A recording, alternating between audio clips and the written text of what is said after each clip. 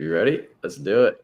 All right, here we are. Welcome back to Calling All Men. This is Michael Sky. We're here all week talking to 70 powerful men who work with men and or young men and or boys to become the men we want to be. Many of the men work with men and boys in crisis. These men have often turned their own crisis into a calling. You can join the Calling All Men Summit for free if you go to Brian. Did you put your link in there in the comment? I did not. No, but it's I can If give you it to you figure it right out, now if you want. in the comment, Brian will put that in the comments, and there you can subscribe. And each day we have a different theme. Today's theme is it's manhood and becoming a strong man. Yesterday we talked about raising our sons and young men into manhood, but today we're talking more about the individual man. How do you raise yourself up, as it were? Even if you didn't have a father, perhaps, or didn't have that mentorship or initiation. How can you become the strong man that you want to be? We're here talking with Brian Begin. And if you're watching on Brian's Facebook page, The Fearless Man on Facebook, welcome to you. You're welcome here. If you type in the comments, we should be able to see your comments. But if you come to our Calling All Men Summit Facebook page, we'll be able to see your image and your name and interact with you that way. That's facebook.com / Calling All Men Summit. And our tech guy is slacking on the job there in Medellin, so I just posted the link up there on the screen, facebook.com / Calling All Men. And Hans has posted a link to the website. All right. Yes. So our guest today is the founder of The Fearless Man and TrueCourage.io. Brian helps students build deep, elite levels of confidence that allow them to achieve success and connect with people at degrees they never believed possible. He is passionate and guiding people in the pursuit of their dream life. He does this by helping them understand the layers of social conditioning, which are often unconscious fears they've picked up through life, and to find their most authentic selves. Brian specializes in presence work, getting people out of their heads. Welcome, Brian Begin. It's good to be here. Thank you for that introduction. I appreciate it, and I can't wait to connect with some of your viewers and share some of this information. Brian, we have a discussion here how to pronounce your last name. Can you once and for all say it? What's your guess? I'm kind of curious. Well, you said that's why I'm asking. I heard you say Bayesian. That's exactly right. Yeah. But And, I thought you were Asian. Isn't there an Asian pronunciation to that? Yeah, just a little bit, tiny percentage. It's technically Asian with a B, Bayesian. So there you go. Bayesian. Now, if you say it the French way, it's Bejo, something like that, Bejo, which is a French Canadian name. So it'd be Brian Bejo, and I should go with that because it's much sexier. But hey, what are you gonna say? So, Brian, we're here talking about the challenges that men are facing today. From your experience working with many men for many years, through your Fearless Man project and your confidence work, what are you seeing that men are really struggling with, and who are the men that you usually find yourself working with? I work with a lot of nice guys breaking nice guy syndrome. I do get some other clients too. And the big thing I see men struggling with today is lack of masculine embodiment, which really comes from modern society. Masculine embodiment grows from tension. It grows from challenge. It grows from being tested. It goes from initiation rites as a young boy. And unfortunately, a lot of that's been taken away from us as men. And so men have a fear of death, so they have a fear of living. Initiation rites as a young boy was you go out there and you survive in the woods with a knife for a month, jump off this thing with these vines strapped to your legs, and with the fear of hitting the ground really hard, stick your hand in this giant red anthill and not say anything for like a minute straight and not squint, or you don't pass your manhood test, right? And a lot of these initiation rites for these tribes were about initiating men into manhood and challenge and masculinity and tension, and saying, I can handle tension. I can face death. I'm out killing animals and bringing them home for my family to eat. Therefore I can be fully alive. And that's where your passion begins. Your passion begins at your ability to face tension. Now, in modern society, there are so many ways to do that, but we don't do it. We don't go out and do it. You see certain men doing it, whether building a business and facing all the fears of being on your own is huge, right? Instead of sitting in a cubicle your whole life, right? That's a big one. And men of the past, before the early 1900s, they ran their own businesses. They had small to medium-sized businesses. They went into trades. They went out and hunted. They went out and killed. They saw death all the time. They weren't afraid of death. And today we're insulated from all of that. Here's your cubicle job. Here's your retirement. You're never going to see a dead body in your life. You're not going to see a dead animal. We're going to hide it all from you for the most part. And by the time they're an adult, they're still a boy. They haven't been initiated into all these things that make men, and that make them confident and make them able to. And no wonder men are terrified of women today. Very few men have even gone out and they've sat in a cubicle job their whole life, and they haven't stepped into any tension. Maybe they did in high school when they're on the football team for a little bit, but now they're out there saying, hey, what do I do next? Somebody tell me what to do next. Even school, like you sit at desks all day long, and boys of the past were out getting in trouble, climbing trees, falling down, breaking their arms, hunting with their dads, and all of that is missed today. So I love to talk about tension, because real men develop, and this is very developed, and this breaks the nice guy syndrome, but real men have over the years fallen in love with stepping into more and more tension, a little bit at a time, not all at once, because if you do it all at once, that's like lifting too much weight. You're going to hurt yourself, but a little bit at a time, and mastering a new level of tension, until one day that all this tension comes at them as an older man dealing with life, and they can relax into it and deal with it consciously. And in a weird sort of way, it goes from stressful to almost a turn on. Like when we can handle, like a fireman that loves being a fireman, running into a burning building and saving lives, that's no wonder that turns women on. It's a man being a man, and then the vulnerable part is he pulls the kitten out of the tree and gives it mouth-to-mouth resuscitation. And now, oh my God, they're all in love. He has a heart too. and that's what men are doing. Yeah, it's obvious that you're well versed in talking about these things from all these years working with men. Were you once the nice guy? Tell us about your upbringing as a boy. Did you have a father in your life? What was how did you kind of become a man? Give us that story, if you would. Well, I didn't know my dad growing up. He's a great guy. He's a very masculine man, but my mom took me away from him. She was bipolar, had a lot of stuff going on. And then I had a stepfather that was sociopathic. He was a career criminal. He hijacked trucks, kidnapped people, did things. We had the FBI following us. So my modeling of masculinity was terrible, because he was ice cold, had no emotions, no feeling. And he could step into a lot of tension, but it wasn't good tension, right? And so by the time I grew up, I was really inward and shy. And I was a total nice guy because my mom was screaming at me all the time. And I was trained into this, and my two sisters screaming too. And I was trained into this. How do I keep the calm? How do I keep the peace in the household? How do I reduce all the tension, get rid of it, so all these women stop screaming? And then you get older and you go out and you try to use that same technique for dating, and it just doesn't work. How do I get rid of all the tension so she's comfortable, but then she's bored? Because I'm not demonstrating my masculine ability to ground and step into tension and play with tension and tease, and I'm avoiding all that.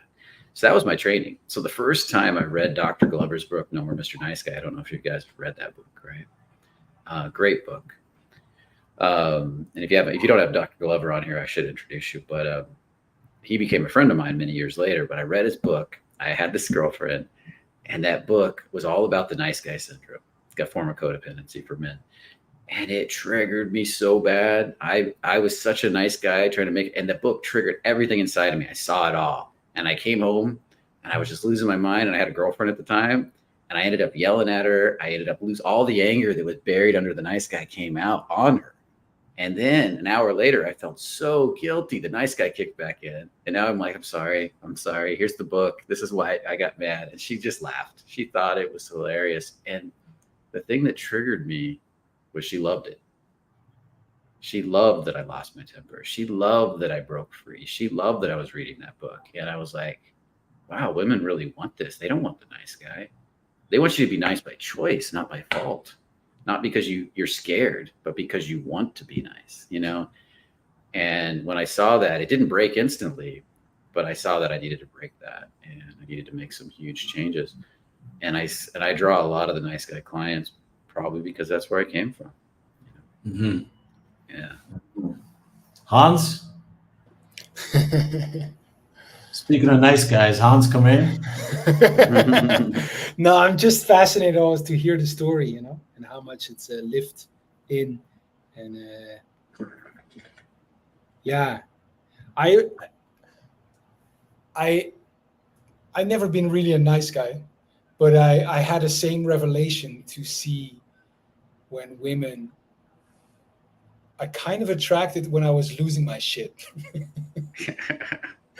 And I'm like, what is this? You know, I've been fascinated by that. It's been a bit of a revelation too. You know, it's like, yeah, it's I don't know what it is, because with me personally, I don't believe I was a nice guy to them, and so I can't imagine that it is they see a part of me they hadn't seen before.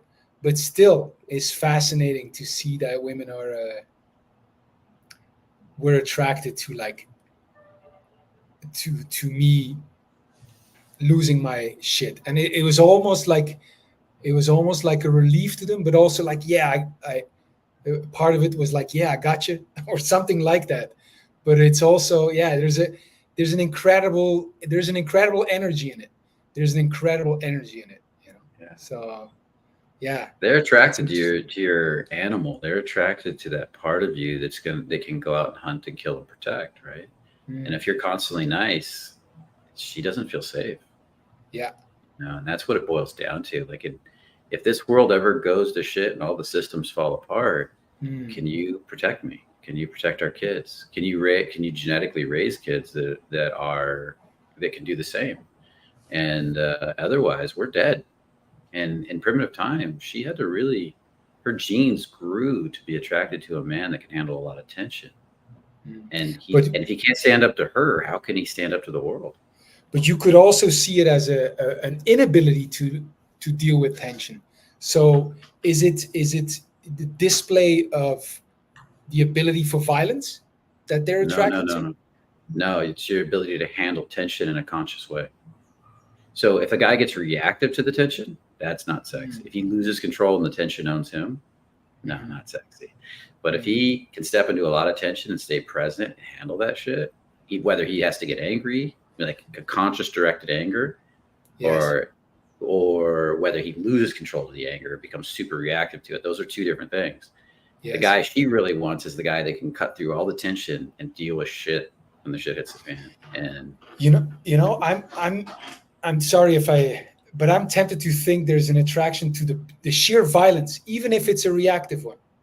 And there's an attraction if it's directed towards her in terms of like border control. I remember situations where I'm with a woman, I'm like, you're really gonna go there? And I'm like yelling, and I would say it's reactive, you know, and it's violent, but it's also directed towards her, and it's a kind of a border control. And in my mind, is not very conscious.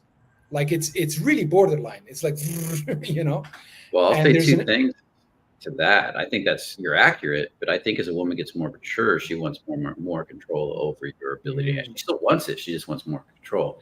Take a young girl that's hanging out with gangsters and these badass gangsters who are all puffed up, right? And she thinks that's mm, hot. But as she gets older, she wants the guy that can do the same right. stuff, but stay really present. If she gets more mature, not older, let's say more Yes. conscious.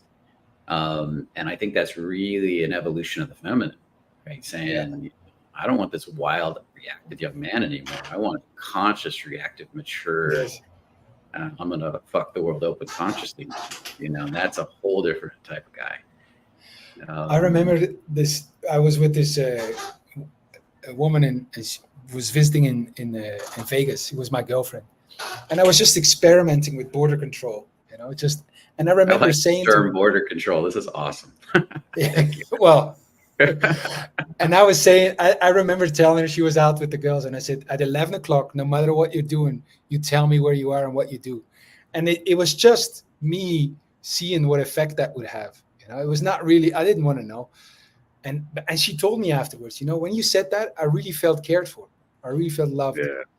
And I was like, wow, that's interesting, you know? Yeah, that dominance play and being dominant as a man can be super sexy to a lot of women. It's so crazy. I had a girlfriend at the time. I was younger and I was more immature, and I picked this narcissistic, ball busting woman, the toughest woman I've ever dated. And I was with her for 3 years, and I think there was a sense of pride in it when I was young. After I broke my nice guy, I picked this girl that like very few people can handle because she rips people to shreds. And my ego got involved because to keep her attracted, well, to keep a good, healthy relationship, she would come at me on a regular basis, and I'd have to put her in place, kick her out of the house, tell her, come back when you can act like act proper, get out of my house. And it worked every time. She'd come back like a purring kitten and love it. And then years later, after we broke up, she called me and she said, what you did to me made me respect you. And she says, and I need to stop though, because I keep doing this to every guy I've dated, because I broke up with her for that reason too, ultimately. And she says, and ultimately they do break up with me because I take it too far. She says, I feel like if they won't yell at me and put me in my place, they don't truly care about me. And I realized that was part of her narcissistic behavior, right? And as I got to with more and more healthy women, I could still be strong, but I didn't need to take it that far, right? Because they didn't. Yes. So. Yeah, man. So Brian, talk to us about this topic, becoming the fearless man. And yeah, you spoke a bit about, men easing into the tension bit by bit by bit, and then growing their capacity to be with it. But talk to us more about becoming the fearless man. How do you do that? Well, ultimately, fearless is a misnomer, because that's probably not going to happen. But your relationship to fear can be awesome. That's where the fun happens. So when men are rising up the emotional scale, when they're down, stuck in apathy, grief, and fear, and they step into tension, it's going to be out of have to. I need to step into tension. I need to get this done. I need to go. I got to deal with my girlfriend. Everything is a have to. It's a struggle, and the tension is a struggle. So when they step into tension, they develop this relationship to apathy, grief, and fear, and struggle and wanting and trying to get things done in life as reactive, and it's actually hard on the body, and it doesn't grow you. Unfortunately, as much as it's like lifting way too much weight, or going to the gym and not wanting to lift weights, and you're just lifting every day because you have to, and then that's not going to go well with time. And then at the next stage, you as you grow up that scale, you start learning to step into tension out of choice, like your favorite sport, like jumping out of an airplane, and I can't wait to do it, getting on the basketball court because I love basketball. And when you start learning to live life from that place, you're starting to live from what we call courage. And so on the emotional scale, it goes, if you've ever seen an emotional scale of consciousness, the short version of it, there's a longer version, is apathy, grief, fear, which is the reactive, me energies. I'm in apathy, I'm in grief, poor me, fear, oh, don't hurt me. Lust, anger, pride, those are the outward energies, wanting, chasing is the lust, and then anger, I'm going to get you, fuck you, and then pride, win, lose, I'm going to figure out how to beat you. And then you get up into courage. Courage is the first energy where your heart begins to open and life starts to become fun. And at the level of courage, when you step into tension and you start to grow yourself, challenge, let's say challenge, stress, it starts to become fun. This is where, like, this again, like I jump out of an airplane, I can't wait to do it. It scares me, but I love it. This doesn't mean you don't have any of the lower emotions anymore, apathy, grief, fear. It means that you look at them from courage rather than identify with them. And when you look at them from courage, you can say that fear is going to be fun. But if you have no relationship to courage, you don't understand what courage really feels like, it's not going to work. And courage is not what we think of it today. The original definition of courage comes from the word core, which means to speak one's heart. So it's really about a vulnerable heart and doing everything with a vulnerable heart, like an openness right here. Because if you close your heart, that's pride. That's like, oh, I'm going to go be confident with this girl, close my heart, and there's a wall here. But when you're vulnerable here, that's when you're growing. That's when you're learning. That's when the tension teaches you stuff. And then the next thing I tell people to do always is calibrate the level of tension that you're going to learn to deal with, whether it's with women or with your relationships or with a business or with anything, to the level you can handle right now and still stay encouraged, right? Like somebody else's level of tension might be way higher than yours. Don't try to jump the Grand Canyon. Like when you go in and you go to CrossFit gym, these guys go and they try to compete with everybody at the gym and they end up hurting themselves, right? So if we were to use the old talking to a woman, if talking to that woman is a 10, maybe just asking her directions is a 4, right? And so you got to find your sweet spot and then grow it. And if you do that every day, step into 3, 4, 5 bouts of tension, just at the sweet spot for you where you can stay encouraged inside. And this can be trained over time. Inside of a month, 2 months, 3 months, you'll be a whole different human being. I mean, and you grow a lot by doing that. But most people, most men, because we have a lot of pride, we want it now. We say, I'm going to spike the tension to a level 10. It's like going to the gym and trying to lift as much weight as the guy that's 10 times stronger than you, so you look cool. And we burn ourselves out, go back into have to. We stress the body. We overwork the body. And then there's one day we just don't want to get out of bed and do it anymore, right? Now, if we grew up in primitive times, we would have been trained at attention from childhood. You know, at a young boy, we would have been out hunting. We would have been out being tested. We would have been out roughhousing and wrestling. But now, where do we get our attention from? Movies, watching that guy do kung fu on somebody in a movie, and then saying, I'm going to take a kung fu class, watching a basketball game on TV, sitting in a movie theater with the popcorn and the Coke while everybody else is doing the tension and we're enjoying. Or playing video games and yes, all situations, there's no risk for you. You're not not at, so you don't have to show up, you know, because there's no danger. Yeah, you're just kind of trained into passivity. And this is the problem with virtual reality. It's going to get more real. We're going to be able to get all our attention from virtual reality soon and not really risk anything. You know? Well, when you say tension from virtual reality, what are you talking about? Because are you talking about like simulated sense of like risk to you? Yeah, it's totally safe. Yeah. So imagine I put on the headsets and the ears, and I completely go into another world, and I'm in a gunfight or a kung fu battle, or I'm skydiving, but I know I can take all the risk I want because there's no real danger. There's no risk management in that. I don't have to worry about the risk management, right? Yeah. But in real life, you got to step out there. Virtual reality for the first time in my nephew's place, and you know, he puts the headset on me, and I don't think he told me ahead of time, but it's this game where the zombies are coming for you. You know? And you got to try to, shoot, and they're coming from every direction, you know, and it's your whole reality. You see them there, and I'm like literally trying to kick them off me. But yeah, there's no danger. They're not going to eat me. I'm not going to become a zombie. I can just take the headset off whenever it's too much.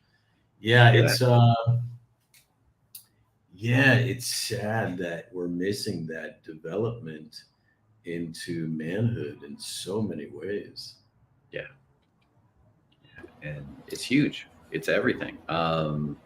Because that's also where your joy and your passion is. This is the important part that a lot of men don't realize is that when you get that right level of tension and you start getting comfortable with it, you start going into courage with it, all your masculine passion turns on. Your desire to, your passion to create, your passion to do more, your passion to live life. I mean, if you're seeing life as boring and numb as a man, then you're miscalibrated emotionally in this area. You see tension. Most men that are doing this, especially nice guys, see tension as a burden. They see stress as a burden. And if you are running from stress, running from tension, you're going to have a very stressful, tense-filled life. But if you're comfortable with stress and you love tension, you're going to have an amazing life, and you're not going to see it as tension anymore. You're going to see it as a roller coaster ride that you love. Or a grand adventure where you know an adventure like most things in our modern life, or unlike most things in our modern life, does not have a predictable outcome. You know, it's like you're throwing yourself into something, and there's lots of choices to make, and you're not in total control. It's unpredictable what's going to happen. But that, you know, I mean, that's what I love about going to a new country, somewhere where I don't speak the language, I don't get the people. You can't rest in your assumptions that you know what anyone really means or how anything works, or you know, and I love it because it brings, you could say fear, but it's like a level of like alertness, and a lot, you have to be present, like and that just brings like this extra, like I'm here, you know, like this aliveness, just dropping into some new foreign city like that. Yeah, that's 100% true. I agree. I love it too, and I'm always looking for the next level of perfect growth for me to grow my ability with it. Because inside the tension is the masculine, right, and vulnerability is the feminine, and we all have both. Men and women have both.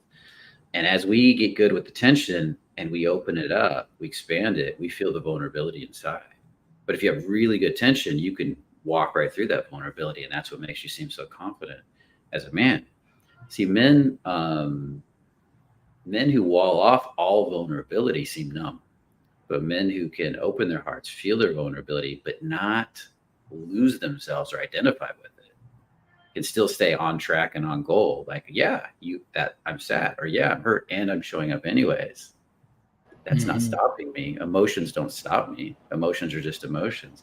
That's the man that not only after you do something, by the way, walking right through the vulnerability, feeling it fully inside the tension, not only do you feel amazing afterwards, but you grow exponentially. Your ability to express yourself, it grows exponentially, and people get attracted to that person. When you look at the best speakers in the world, Martin Luther King, you know, JFK, when he gave his famous speech, people that affected nations, right? They are speaking with this grounded, confident tension frame, but with all this, and then they're allowing this vulnerability to come out that they're not losing themselves to. They're not getting needy with it. They're not getting apologetic. They're not getting poor me. There's no victim. I can feel my heart fully and my sadness fully, and I'm not a victim. And that's what makes them men versus boys. So many men today say, don't ever be vulnerable. That's weakness. And I'm like, and I see that all the time. And I'm like, what you're talking about there is neediness. It's not vulnerability. It's an insecurity that you're afraid of and you're reactive to. So therefore, if you're reactive to your sadness, yeah, it's going to be a problem. But if you're proactive and you say, I feel sad and I can sit in it and I'm perfectly fine as a man, now you're sexy. It's a difference between the two, and that grows you. I love the definition. Go ahead, Michael. I'd love to hear, Brian, your personal, because we're speaking kind of at a theoretical level, but I'd love to hear you tell us about a real moment in time, you know, when you were playing with this tension, and maybe even tell us when you went too far, or, you know, some kind of tragedy in that, as well as it worked. But just before that, I just want to invite everyone who's watching. First of all, if you're watching from Brian's Facebook page, welcome. I'm Michael Sky. This is Hans Komain. We're co-hosts of the Calling All Men Summit. And if you want to join us in this summit, what you do is you go to, Hans has posted a link in the comments. you can go and register for free. And let's see here. Yeah, there we go. And when you come to the website, you'll see many of the great speakers we have here. The live speakers, such as Brian, who we brought in at the last minute to interact with, you won't see them on the page, but you will see 50 men there who are, many of them fathers, elders, mentors, and so on. And we welcome you to come and join us, be a part of the movement. And yes, so Brian, and maybe Hans, you had a question, but I also would like to hear some of Brian's real firsthand experiences. So who wants to go first? Do you want me to go first? Okay. Gosh, I see tension in a very simple way. You can step into extreme amounts of tension, but I tell most clients to only do that on occasion as a learning experience to grow. But on a day-to-day basis, on a scale of 1 to 10, 10 being way too much tension, I tell them to step into 2s, 3s, 4s and learn to just, because those 2s, 3s, and 4, the 10s will come down to 2, 3, and 4 on a regular, if you do it on a regular basis. And when you're learning to operate and it's easier to have fun with those 2s, 3s, and 4s. It's easier to play with those and dance with those. So what happens is with time, you start hitting more and more flow states easily. Like you got flow states just sitting down working, doing the dishes. You hit these flow states because you're hitting these mild states of tension where there's resistance and getting good at them. Then when you go hit the big tension one on occasion, when you really need to, a car crash or something, you really show up because the body's getting it now, right? The body really gets it. And back when I used to do a lot of, I don't do this anymore because I'm not interested in going to bars to pick up girls anymore. But back when I used to do a lot of that, that's where I practiced a lot of it originally. That's where I originally kind of played with it, was going out to meet women. And you had to have tension and vulnerability. And there were nights I couldn't do anything because I was fighting the tension all night long. And there were nights where suddenly it just clicks in and you hit a flow state and it's like everybody all night long wants to talk to you. And the amazing part about that was, and I've gotten all aspects of my life, but the one I'm thinking of right now, I just remember early on, I was just learning these concepts and I triggered the tension. I stepped into a lot of tension right away. I went into this place and I went right up to this bachelorette party, started joking with them and doing spanking the bride or whatever. Walked over, talked to this girl, and pretty soon I felt my heart blasted open. Huh? My toxic masculinity. Well, they were inviting me to do it. So it's my confidence shot up, my heart shot open, blasted wide open. And I looked right at, started looking at women and they started darting away from me. They would go like this and they get nervous and I'd go over and pull them over. And I remember one girl, the energy was flowing through me so powerfully. She ducked, looked down. I grabbed her, pulled her over to me. She looked down again. She looked at me, looked down again, and just looked up at me and went, "I'm shy." It went like that. And I was like, there's something to this energy flowing through you when you're totally surrendered that has an effect, because on a day-to-day basis, I was not affecting women like that, right? And that ability to surrender to that flow came with tension. So I started with the tension, and as I relaxed into the tension turned into flow state, right? And when it turned into flow state, she could feel it, the flow of emotion between us through what I call a conduit. And she started to react to that. But when I was in full-blown tension, too much tension, it's just tension. But again, as you relax the tension, because what is it? Like if you take water through a hose, there's tension. The hose is the tension. The water is the flow. And if they're balanced perfectly, you create this perfect flow state. And that's where the magic happens. So that's what I'm always going for in whatever I'm doing, whether I'm doing martial arts, I'm looking for that. Okay, here's just too much tension. I'm going to calibrate and I'm going to get it to come into place. And as I started to date more and more, and I'm going to use another dating metaphor, I had this amazing Colombian girlfriend, Hans, and she was absolutely incredible and she was beautiful. And I'm going to give a practical day-to-day. I got all kinds of experiences from big to little, but a practical one is I went over to her house. She made me a beautiful Colombian meal. I sat down with her. And as I started to eat, she's a sweetheart. She looks at me and goes, "Brian, we need to talk. And I felt it immediately. There was the tension in her voice. There was the tension in the moment. So I put down my fork. I looked right at her and I took her in and I started to feel the tension between me and her, because I could feel the tension in her eyes and connection. And she said, well, I've been thinking, and I feel like you just want me for sex. You don't really want to be with me. And I looked at her, and my normal state would be to react to that really quickly and give her excuses why she's wrong, to kill the tension. But because I had been learning more and more, I stayed in the tension with her, and I kept letting her in, and I didn't say a word. I just felt her. I was like, what is she feeling right now? I want to feel this for a moment with her, because she's obviously got a reason for this, and I don't know what it is. Because this week we had been out to the movies, we'd been out to dinner, we'd done some stuff together, and none of that involved sex. And I was like, so she's getting this from somewhere, and it doesn't make sense. So I just kept feeling her, and she finally looks at me and goes, what? And I go, I'm just feeling you. That's it. I'm taking you in. I'm taking in what you said for a moment. And then as I let that energy, I call it letting it in the conduit, I felt it go down to what we call the gut brain. You guys know about the gut brain. The gut is literally a second brain. It's called an instinctual brain. You can find it in science. You can look it up online. And it pops up information when used properly. It pops these realizations into your head. And as I felt her more and more, suddenly it just popped. Ah, that's what she's missing. That's what she's wanting. She's wanting more presence because, and it just all flashed into my mind because I stayed with the tension and the feeling inside the tension. And my mind cleared it all up instantly and said, because when I went to the movies with her, went to dinner with her, I was thinking about work a lot this week. I wasn't fully with her. So she thinks I don't really care. And then I went, and I stood up. I said, come here. And she went, what? I said, just come here. I picked her up, kind of like if you were marrying, you got your bride, right? Carried her to the bedroom, walked her through the bedroom, threw her onto the bed. Complete opposite of what you would think to do. But that's what my instincts from the tension wanted to do.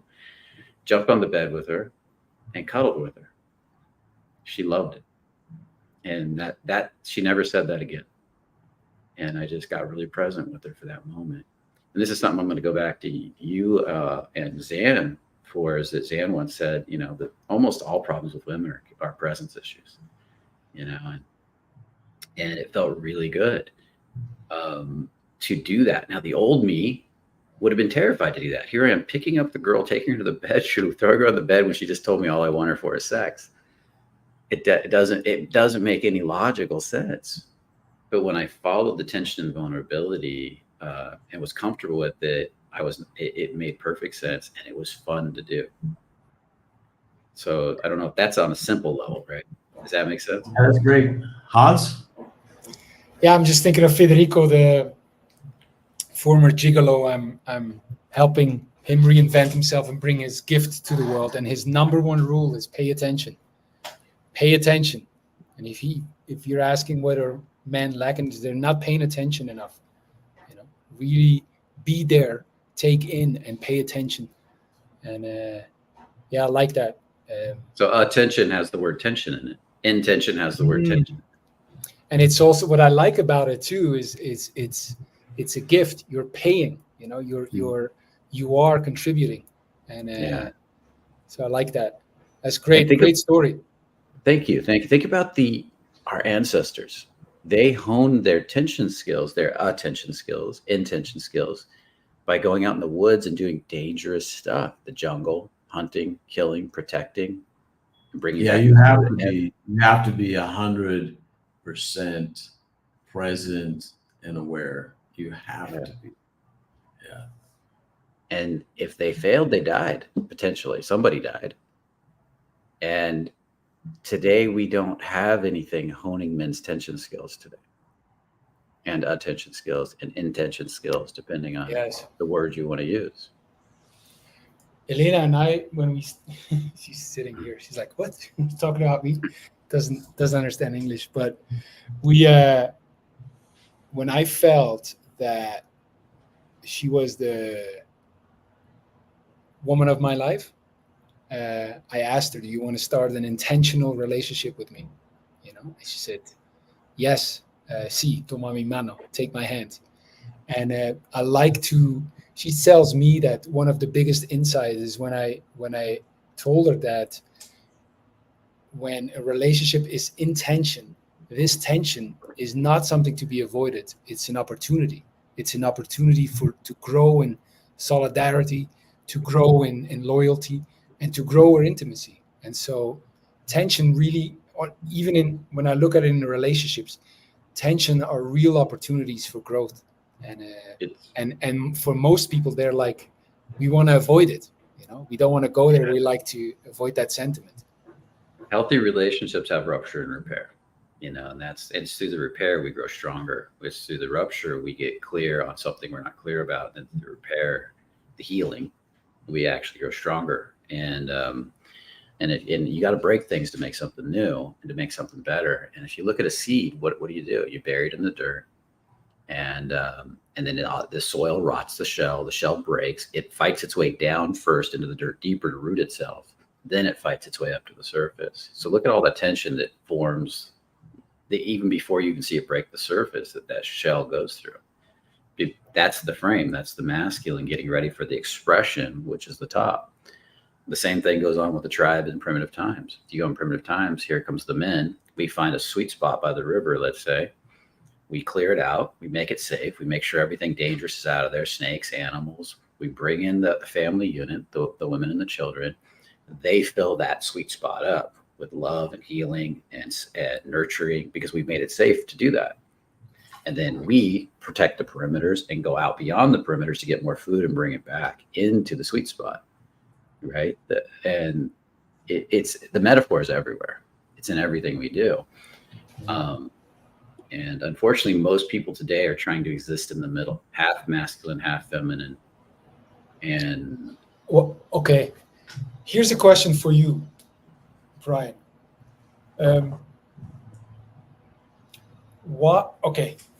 Even if I feel like I have developed a good relationship with tension, there is still a part of me, and I call it, say, a lazy part that, I'll give you an example. Every time I go to the gym, I feel good. I love it, and it's great. And my body knows, my mind knows that every time I go, it's great.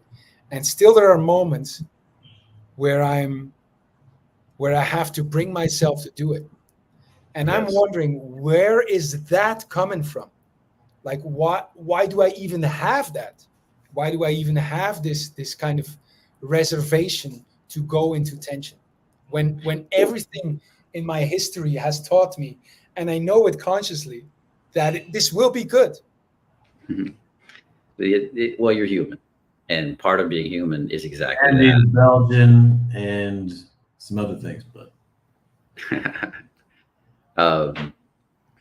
and as a human, we are going to constantly evolve into greater and greater expanded versions of ourselves. And every time we go into the unknown, new areas we haven't fully developed, you're going to have that. That's just the way it goes. And as you start to see and track the amount of times that you go through it, you're going to start to develop these, what we call the ability to say, yeah, I can feel the resistance. I know on the other side is amazing. That's where the growth is.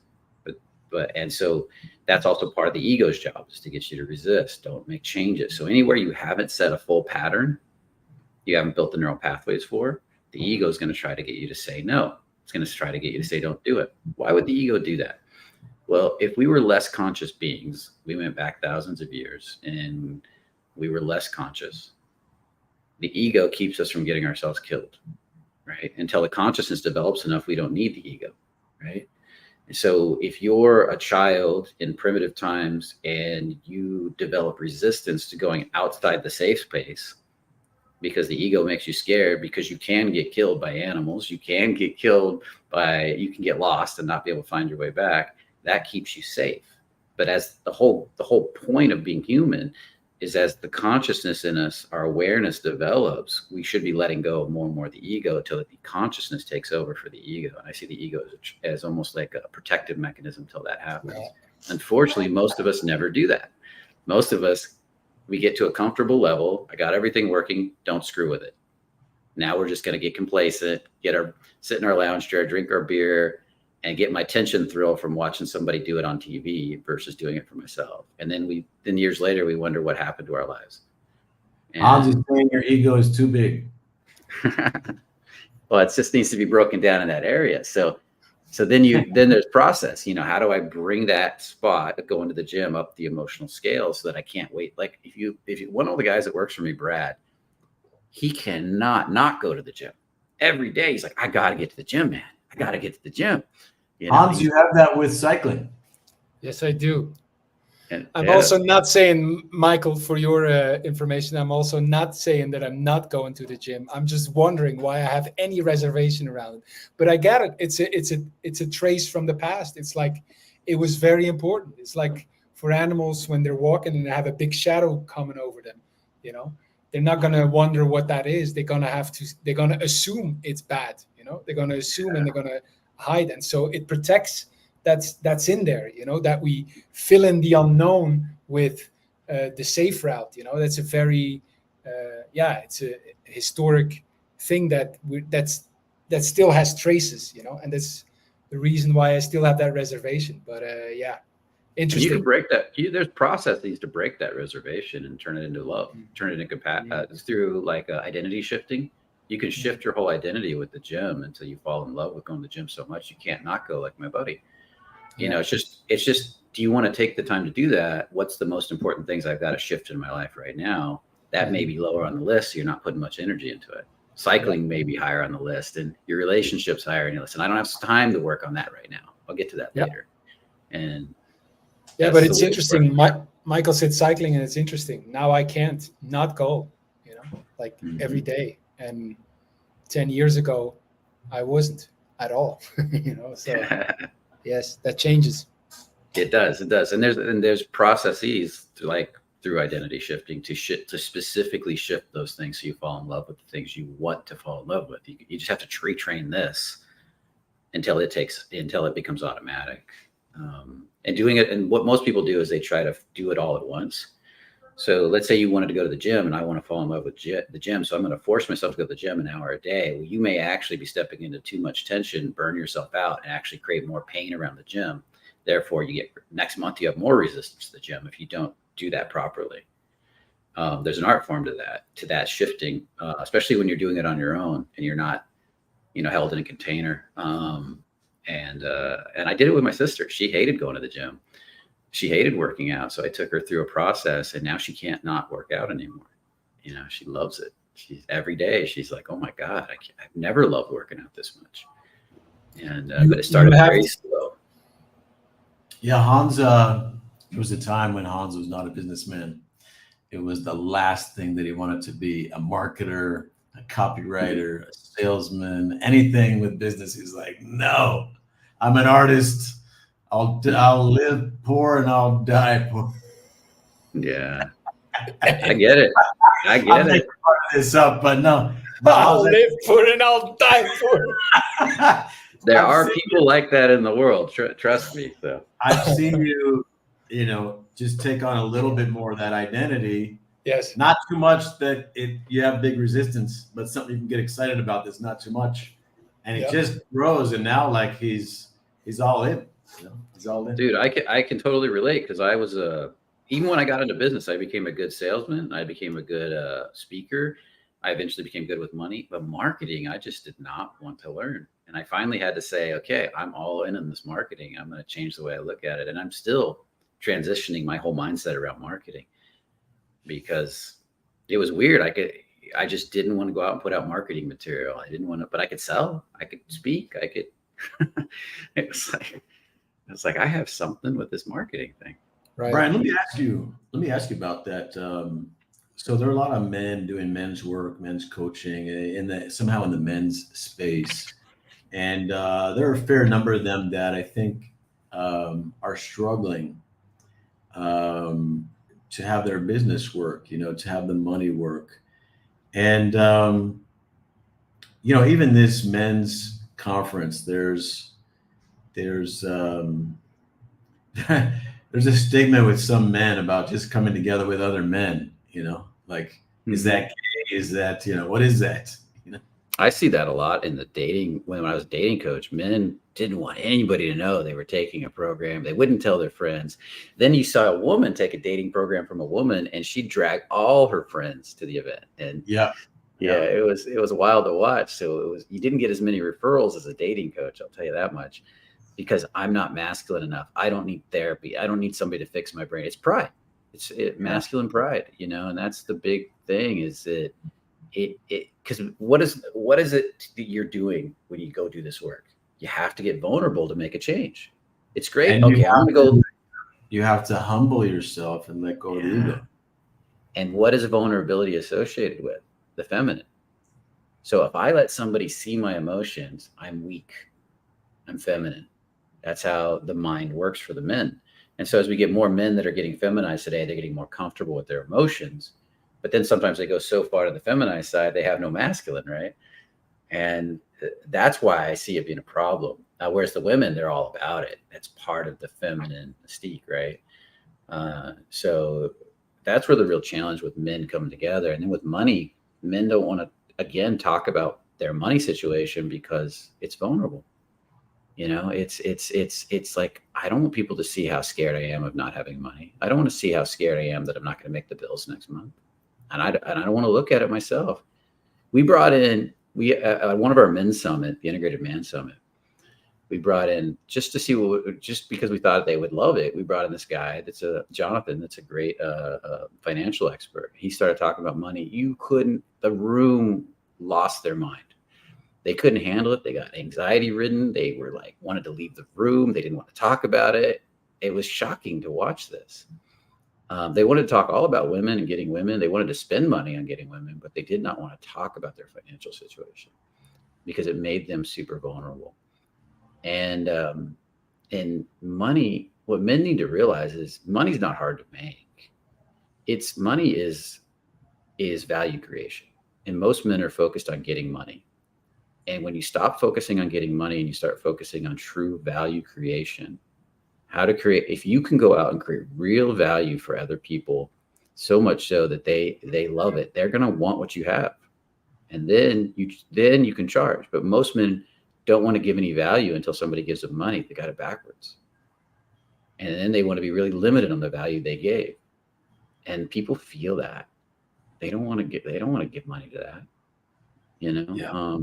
So whenever I need to make more money, I just create a bunch of value. I don't worry about the money. And then the money comes in.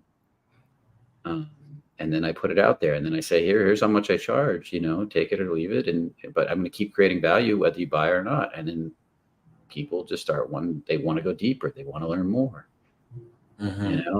and people worry about giving away too much value. Like, then what am I going to sell? Trust me, as you give away the value, the natural progression is you get more realizations about what to teach next, and it goes deeper and deeper and deeper. If you're hoarding the value, you don't get new insights from downloaded into your realizations. You don't get new understanding because you're hoarding. It doesn't work that way. So yeah, that's great. That's great. I can tell you have a lot of wisdom to share there about that. Money is definitely another area of our lives where many of us, we have fear, or starting the business, or leaving the job to do our own thing, or it's a whole other arena where we can let fear stop us. Brian, talk to us. So you're going to come and meet with our group. Those who choose to own Calling All Men, the summit, the library, get a bunch of bonus video trainings from our mentors. And some of those trainings are going to happen live with a group of men inside of a Zoom call. One of those is going to be with Brian. Brian, we're going to talk about letting a woman go. I want to ask you a quick question, Michael. I can talk about letting all women go because that's a really powerful topic and it moves men a lot. And because it's really about letting go of your attachment to women and letting go of your need for validation for women, or your judgment of women, and so that you can go free of women, so you can build your own life, right? Become attractive like and then you become a magnet to women, not because you're chasing them, because you don't need them. Mm-hmm. And but that's the topic, right? And that's a whole process. Now, we've been talking a lot about this tension thing today, right? And I was thinking I could put these together maybe, or I could find a way but I was thinking, I'm wondering how many of these guys want to hear about how you naturally build your tension skills over time and your vulnerability skills ultimately, because tension leads to vulnerability, uh, in an easy, relaxed way. Not relaxed, but I would say easy way that flows. That so you can start to develop more flow state, more tension skills with business, with life, with women, with anything. So I could talk about either or both of those topics. Let's talk about the one you're talking about right now. What would you call that? The Uh, tension I building I skills. I have people do tension journals and tension training. You know, you could call it. I've never called it tension training, but and it leads to confidence. It leads to freedom. It leads to breaking free of your attachments to other people, because once you get comfortable with your tension and you start to run it through your body, turn on kicks on, like masculine turn on. Because you think about it, as men, when we go do the thing we most love, there is turn on in your body. I'm sure, Hans, when you go to cycle and you're thinking about cycling, there's that same turn on passion comes out of your body that you would for a woman sometimes. Like there's a sense of, wow, I'm kind of turned on for this. That's what makes you fall in love with it. That's where we want to get to with the tension. We wanted to connect that turn on and the love to the thing that has tension in it. Then you get addicted to the tension, and then you start expanding it in that area, and until it starts to take you over. And now the wave is carrying you eventually, right? And so I used to just call it the tension journal, you know. But I think I should come up with some fancier name for it, a marketing name, you know. So if you guys got one, let me know. Yes. Detention journal. The detention Excellent. journal, the flow state journal. Yeah. Brian, thank you so much for joining us here at the Calling All Men Summit, the live portion. Just leave men with a reminder. Go and put in your name and email and join us in the full summit. Connect with the other 50 men that we're talking to. And if you choose to become an owner, you can join that training and many other trainings with men like Brian, who have mastery in areas that matter to us men. At the top of the hour, we're going to be talking with Markham Davis, and Markham is going to be talking to us about legacy, building your legacy as a man. He is a friend of Brian's. Yes, and yeah, Brian, by the way, if you wanted to join us in the group conversation for that, just let me know. You'd be welcome. Yeah, that's a 2 next hour. Well, 2 my time, I'm guessing. Yep, top of the hour. Top of the hour, 2 p.m. Eastern. He's a dynamic speaker. He's a good guy, a very dynamic speaker. Great. And those of you who want to be there for that, we'll be on facebook.com/Calling All Men Summit. So join us. Brian, thank you again so much for the work you do with men.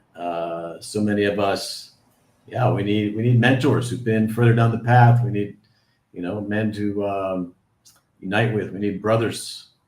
And when men grow back into men, and we really take back the masculinity, not because we have to, but because we love it. We love being men. This whole world's going to turn around.